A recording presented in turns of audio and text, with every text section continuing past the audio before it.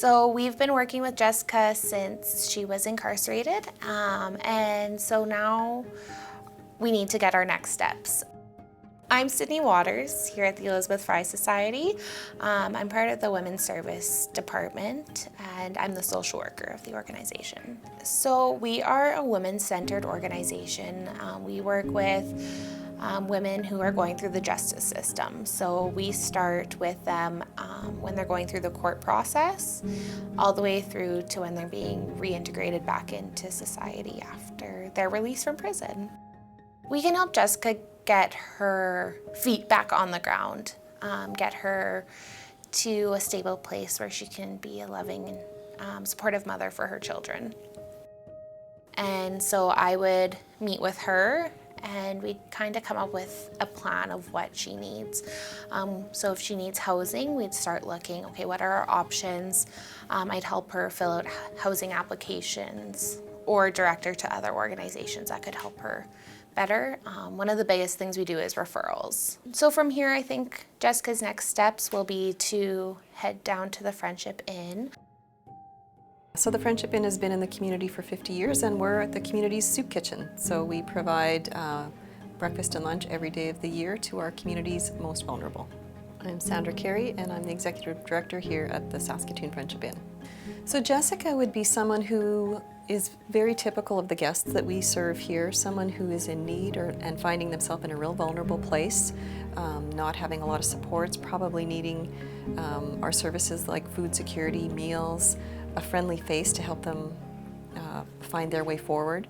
So yeah, Jessica would be someone we would see on a one-time basis, maybe even often as they come to find help to take their next steps. A guest recently told me that the Friendship Inn, it's a beacon for them, so that it's a gathering place for them, and that they look forward to coming in here, and this is where they meet up with people that they haven't seen for a long time. My name is Lorraine Scott. I am the social worker at the Friendship Inn with Jessica because her children have been in care, and that was something that zoomed in right away. Having said that, Jessica started coming here for meals. So when she started coming here for meals, that's where I connected with her down on the floor. I walked down on the floor to make myself a presence, and she had asked for some hygiene, so this is where she comes for it. We came up here, we found out that she needed to have a plan to get her children back in her care. There wasn't one in writing. That's so important that they have that. There's visits that she was entitled to that she wasn't pushing for. I helped her with that. There's support groups that she can connect with, parenting groups that she can connect with. And she had some problems in her relationship. So it's been a help with her in that I've been a very big support to help her to understand, where the problems are in her marriage. So it's so important to have all of these supports and the food to keep her body healthy, her mind healthy, so that she can make healthy choices. And she's got all the resources right here. In talking with Jessica, Jessica had some concerns because she has tested HIV and she's on her healing process there, and she's getting close to getting her kids back and wants to make sure that she has proper housing and everything in place. So one of the things that I've done is I referred her to Prairie Harm Reduction so that because they can help her to deal with both of those. So Prairie Harm Reduction is Saskatchewan's primary harm reduction agency, and we provide support to central and northern Saskatchewan. My name is Kayla DeMong. I'm the Associate Director here at Prairie Harm Reduction. So Jessica came into our drop-in center and made a connection with our support services department and disclosed that she had been tested for HIV at the Friendship Inn and had tested positive.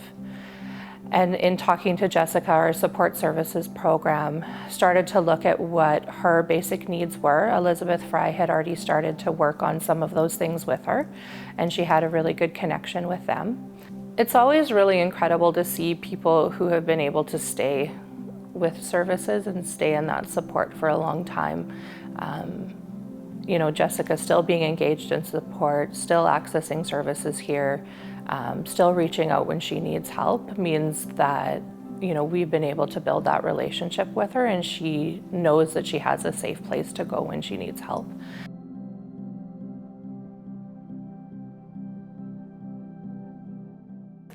So I'm Janine Bowman, and I'm the Executive Director at Family Service Saskatoon. So what we do is we work with individuals, families, the community, to help them to develop and nurture safe, healthy, respectful relationships. We do that in a variety of different ways, so we have lots of different programming. Some of it is about counseling support, some of it is for parenting. We do a lot of different parenting classes. We also then provide services to help families solve problems without violence. We do that either through our intimate partner violence, counseling, groups, outreach services. We have different groups that we will offer, but all coming back to helping people to develop healthy relationships. Jessica was referred to us because she wanted to have some help with developing her parenting skills, and it's really to help her find the confidence to be a parent that she needs to be, that she wants to be. We're here to help support Jessica in helping her to build those healthy relationships, whether it's with her intimate partner, whether it's with her children, whether it's with families. It's really about healthy relationships. What do those look like? How do we help her to develop those skills so that it can be healthy relationships, so that she can be confident in those relationships going forward. So as a community, we're here to support Jessica, whether that is getting supports from Prairie Harm Reduction, from Elizabeth Fry Society, Friendship Inn, Family Service Saskatoon, wherever it is. Our agencies are here to support Jessica in her journey. Whether that's a step forward, a step backwards, we're here to support her where she's at, providing her with really the skills that she has. It's just providing her with the confidence to use them, to recognize, and to go forward. But we're really here to support her, whatever that journey looks like. So United Way certainly has been very, very important to our agency over the years. They fund programs. They provide us with funding so that we can provide programs to some of the most vulnerable individuals in our community at a very either no cost or very low cost way. So without their support, some of these services just would not be accessible. United Way really stepped up to the plate through COVID, and they just bumped it right up and offered even more support. United Way does help a lot with our hygiene packs. That's with their Stuff the Bus program. We often get lots of their support that way, is getting donations from them, as well as they do help offer some funding so that we can have day-to-day operations here in the office.